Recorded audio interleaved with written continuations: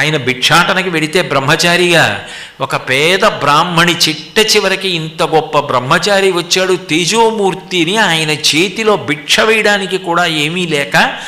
ద్వాదశి నాడు పారణ చేయడానికి అన్నం లభిస్తుందో లభించదో అని ఒక ఎండిపోయిన ఉసిరికాయ ఇంట్లో పెట్టుకుని ఆ ఉసిరికాయ ఒక్కటే వేయడానికి సిద్ధపడుతుంటే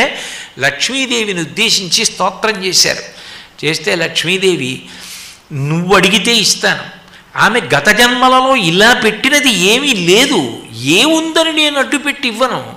ఏదైనా ఇంత ఉంటే అది అడ్డుపెట్టి ఇంత ఇస్తాను, అసలు పెట్టిందే ఉందని ఇవ్వను, ఏమీ లేదు అంటే శంకరులు దుష్కర్మ ఘర్మమపనీయ చిరాయ దూరం నారాయణ ప్రవేణి నైనాంబువాహ అమ్మ ద్రవిణాంబుధార అని నువ్వు